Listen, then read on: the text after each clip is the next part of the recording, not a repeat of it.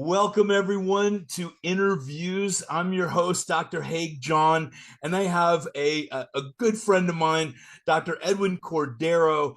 And, he is somebody I have looked up to for such a long time, and his accomplishments and accolades in chiropractic have really set the stage to change the world for the better. And Dr. Ed, thank you for joining us.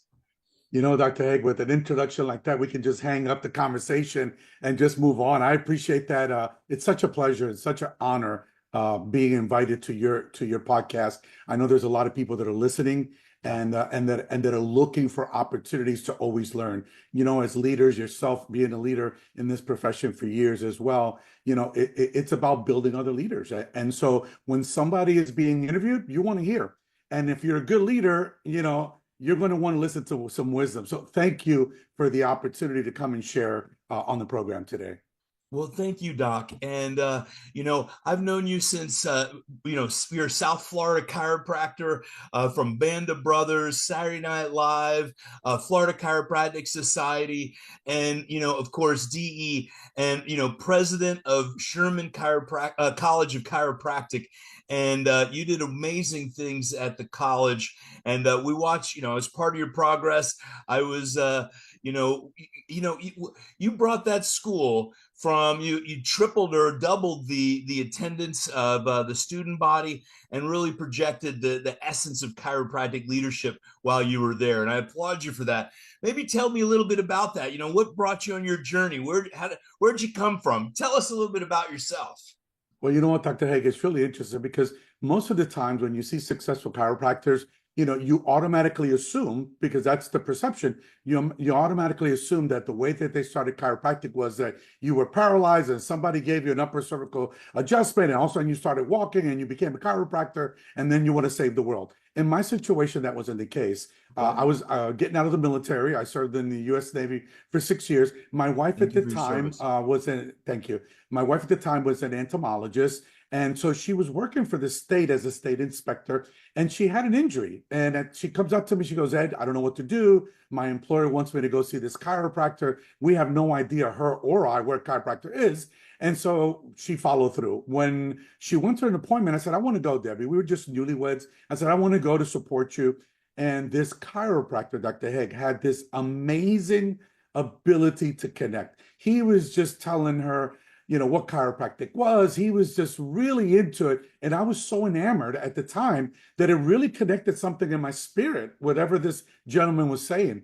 And so at that time, after we went to the care that he had provided for her, Debbie says to me, "Ed, what do you think about this?" And I said, "You know what? I'm just getting out of the military. I think this is an incredible opportunity to do something with my life. I can serve people. I can make a difference, et cetera, et cetera." And I ended up then, trying to do some research. Living at the time in Jacksonville, I procrastinated. So I'm going to make a confession here, Dr. Haig. I procrastinated for about 8 years. Mm-hmm. And my wife was like, "But I thought you were going to do this." And I don't know, it just wasn't the right time, even though my desire was there. And so, make a long story short, after 8 years, something came again within my heart and just opened my heart open. And at that time, I started researching the chiropractic schools, and I realized that I wanted to become a chiropractor. And that's how I got my foot in the door in chiropractic. So it was an interesting journey, a little different than everybody else, but it really made a difference because I didn't jump into it. I had an 8-year lapse, and it really convinced me that this is what I want to do. And I waited 8 years, but I was finally able to get in and become a chiropractor. And now I've been practicing for 32 years. That's an amazing journey. And Mm-hmm. and practicing and serving for 32 years, once you get that bug inside of you of service, it's like you can't stop. I Right. have a somewhat similar experience. I had a friend to mention to me, and I've been to chiropractor's auto accident that truly helped me tremendously, but that wasn't the path. Mm-hmm. And it was just like a bolt of lightning. A friend mentioned to me, "You know what? I just hung out with this chiropractor this weekend, and you're very similar to him. You would make a great chiropractor." And then there was nothing It else I blew your could think of. mind. It was like, "You're right. I would love to Right. do that." But then I went to the Dewey Decimal card catalog, trying to find as Mhm. much as I could about chiropractic in the library. This is the days before internet, and there was very little. Mhm. And I was kind of lost. And, in this podcast and the other ones that we do, the Synapse Philosophy podcast, we've had a lot of people say, you've inspired me. I'm looking for a chiropractor that thinks like this, or I'm going to chiropractic college. And Mhm. that's a big one because we're not changing one life. We're really changing all the lives that that person touches into infinity. And, Absolutely. being a college president, a chiropractic college president, to me holds such an esteem. And, and I respect that so greatly because you get a chance to touch the lives, not only of the students, but as Dee Dee Palmer said, the denizens of the earth. They're the Mm. ones that truly deserve it, God's people, right? So you want to hear something? Let me interrupt you for a second, Go ahead. because this is definitely what you're sharing there. So one day I become the president of Sherman College, and I had come down to Boca Raton to visit Irene Gold, and so I'm sitting with Irene Gold, and she says to me, "You know, Dr. Cordero, congratulations." And I'm like, I was so proud, right? I finally, achieved the highest position in chiropractic as far as I'm concerned. And so she's saying to me, "But I got to tell you something. The worst job in chiropractic is being a chiropractic president." And I was like, oh my God, here I Yeah, am all excited. And here is somebody like you said, that I respect and that we all respect. sure. And she says that, but she said it in a way that this is what she really said. This is the hardest job that you're ever going to do. You're not going to get any accolades based on this. So if you're doing this for the right reasons, it's going to be an incredible opportunity. If you're doing it looking for accolades and looking for people, to look up to you, it's not going to happen. And I took that to heart because I realized the importance of what the job was all about. And like you said, I knew that I was going to affect not only the students, but all the thousands of patients of all those students that they were going to be putting their hands on, making a difference in the world. So I took the job very seriously, and I poured into the job 150%. And after being there for 10 years, I tell you what, I left with my head high and my chest, sticking out because I was proud of the job that I was able to do. But it was because I had this incredible support team, this incredible executive team that supported me through the process. That's absolutely wonderful. That it is all about the team. It's all about the support. And with chiropractors, very often we kind of feel like we're our lone wolves out there, Mm, serving the people. So even just having that connection, when we look back at school, of really we had Dr. Sid Williams. And yes. I remember when you were just saying that, what I thought of Dr. Sid saying, the higher you get up on the mountain, the bigger your target gets. And Yes. it's not all fun and games. And Mm, so, I applaud you for all that hard work and sleepless nights and everything you went through, and even creating better teams because we see the growth at Sherman. We see that you're adding buildings now. All that is a legacy of the people that came before you, and right. the addition you push that forward. Maybe tell us some of the stories. Maybe something from Sherman College that you'd like to share with us in your experience of their 10 years.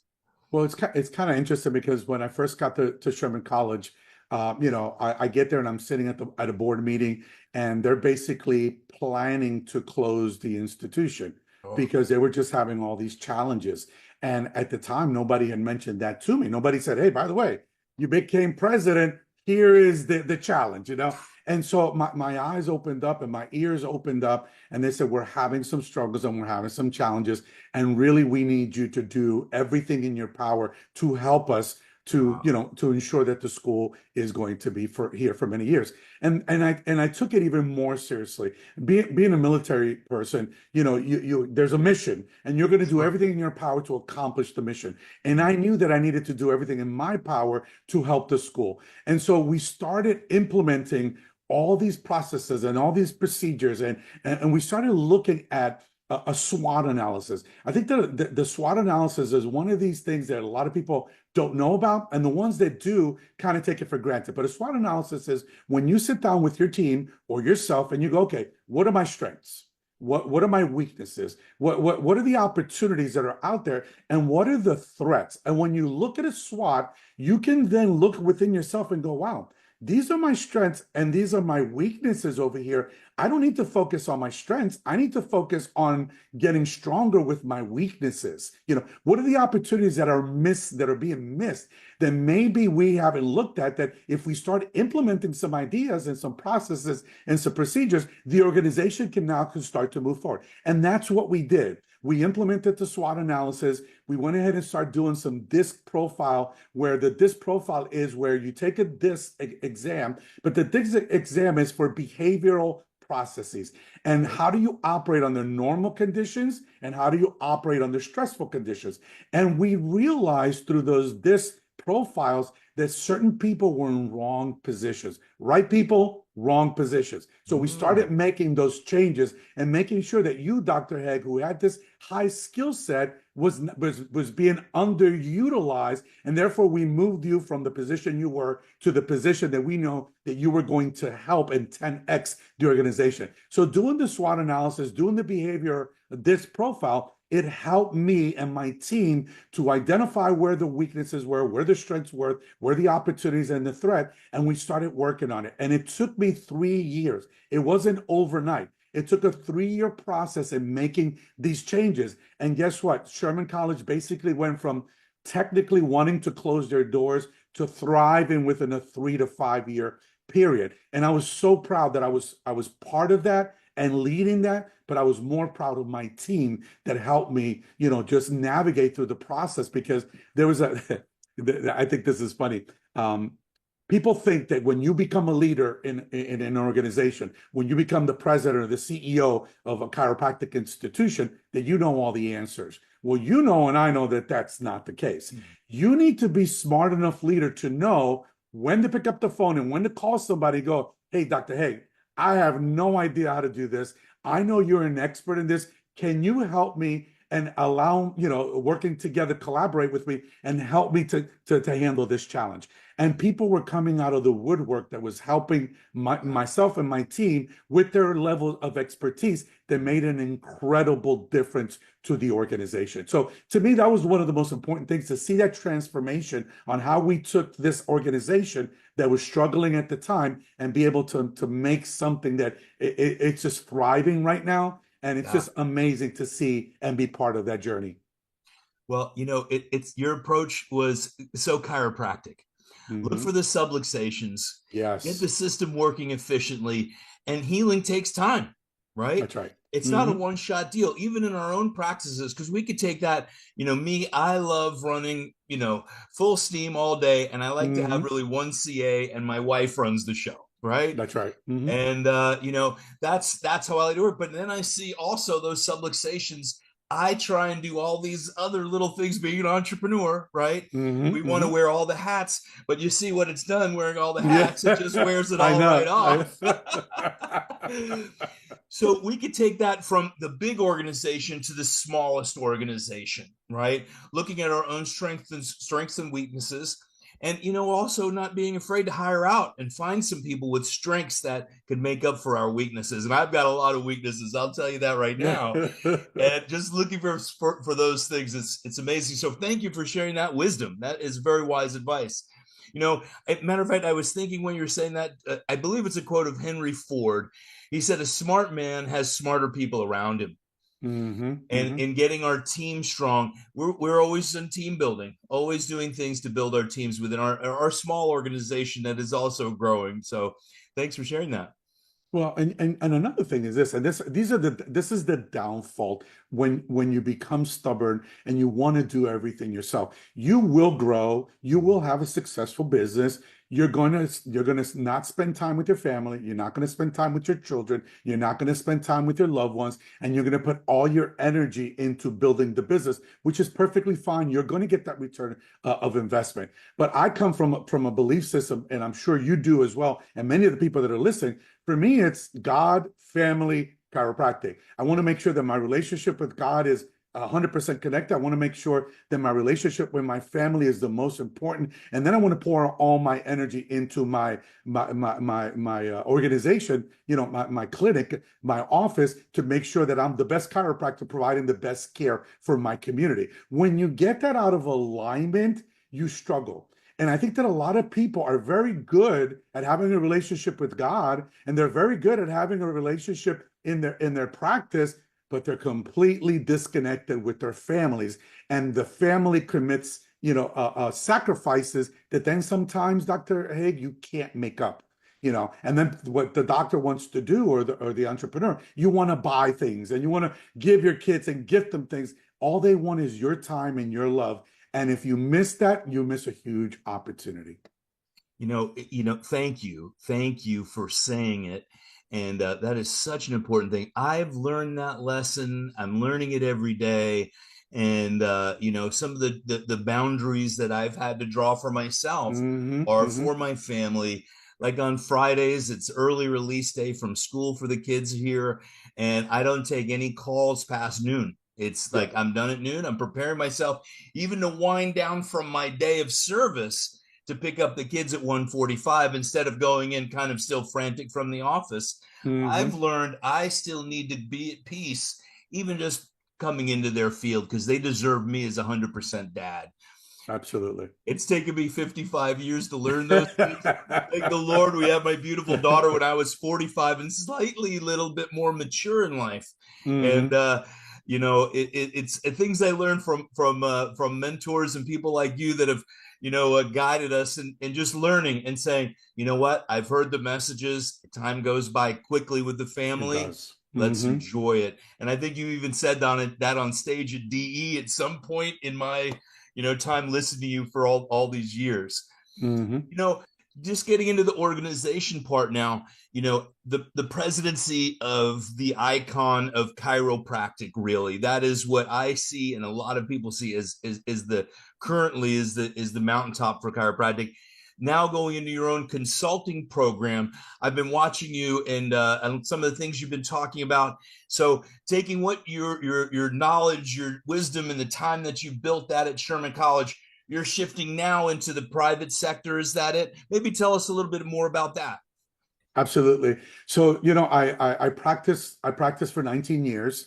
I went into Sherman College, became the president. I was there for 10 years. Just a little footnote, or fun fact, the average president of a chiropractic institution or any university, any college president or of a university is about 4 to 6 years. I Mm-hmm. did 10 years Yeah. with Sherman College. They had extended me another 4-year contract, and at that time, I knew the time was done. I knew that what I had done was I was ready to go. When I left there, I not that I was going to retire, but I always wanted to do consultant coaching work because, like you said, I wanted to use the wisdom, and I wanted to be able to use the knowledge to help people that struggled or people that just wanted to scale a lot quicker. And Mm-hmm. so that was my goal. And so the funny part is that my parents are getting elderly, and they're in Puerto Rico. They've been living in Puerto Rico for 60 plus years. God All my bless. relatives in Puerto Rico have passed. So they're kind of the last one standing. And so to me, it concerned me because if something happens to them, I'm here in Florida. By the time I get to Puerto Rico, it was just a challenge. So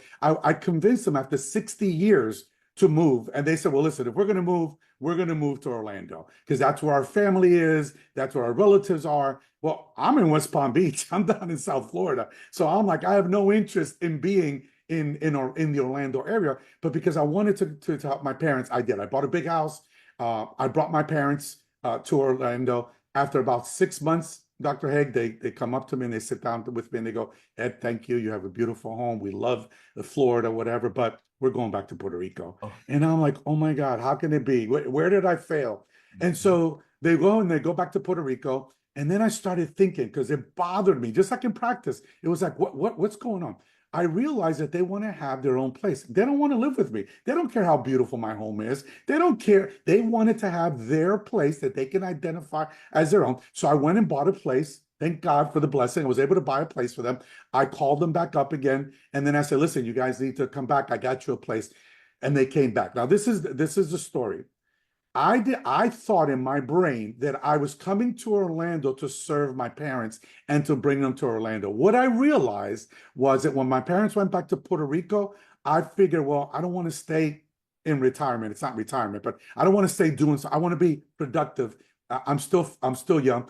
And I realized that the headquarters for Max Living was right here in Orlando. I know them. I went there to go say hello, and they were just looking in the timing of looking for a new CEO. And so I actually became the CEO of Max Living for a year and a half. So God didn't place me here for this purpose that I thought. He put me here because there was a need at that time, and I happened to be able to be the person that went in there, was able to serve for a year and a half at Max Living.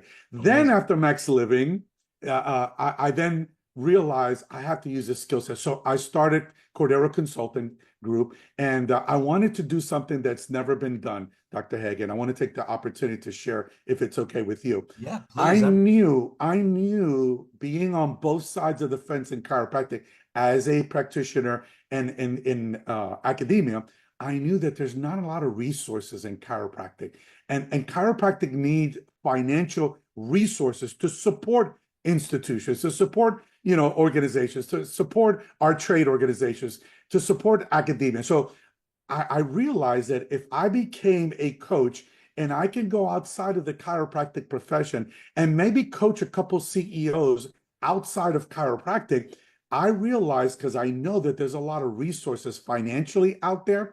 And if I can train one or two CEOs or C-level executives and get them enamored with the process, that when they went to give money, I can say to them, listen, give me some of those resources and let's apply it to the chiropractic profession. Let's apply it into the colleges. Let's apply it to where it's needed. And so I started coaching on the outside of chiropractic, but of course in chiropractic, because my dream is to take the gap and narrow that gap so I can take business money from the outside and somehow get those resources into the chiropractic profession so we can support our profession, so our profession can grow. So I've been coaching outside of chiropractic, I've been coaching inside of chiropractic, and I feel more excited about my profession in chiropractic 32 years into this more than I did when I first started. So interesting. That's amazing to say that, because in most professions people are just waiting to retire. Honey, we Hmm. hit 65, okay, we're moving to West Palm Beach, but you're That's already right. there. But Hmm. it's when you have that passion and it is a part of you, not just a thing you did, it's a Hmm. passion. There is no stopping. What's retirement? I've known so many chiropractors that, oh yeah, I retired once, and Hmm. I couldn't Yep. take retirement. I'd rather be serving the people. Right. And absolutely. And I remember there's a video with Jim Sigafus interviewing Herbert Ross Reaver, and he was in his 90s, and he said, Stock, you're in your 90s, why are you still showing up to your office and adjusting people? He said, because every day I have a chance to teach people about innate. He teach, which is Amazing. God within. That's God. Hmm. And so just such an amazing passion. Thank you. Make sure we have your links for your consulting group. We're going to have Hmm. that. We'll post that on the page. I feel blessed to have spent some time with you. I've got to do my plug for my seminar coming up Yep. February 1st at Sherman College of Chiropractic. I feel so blessed to be there. Hmm. Innate newborn adjusting and subluxation analysis.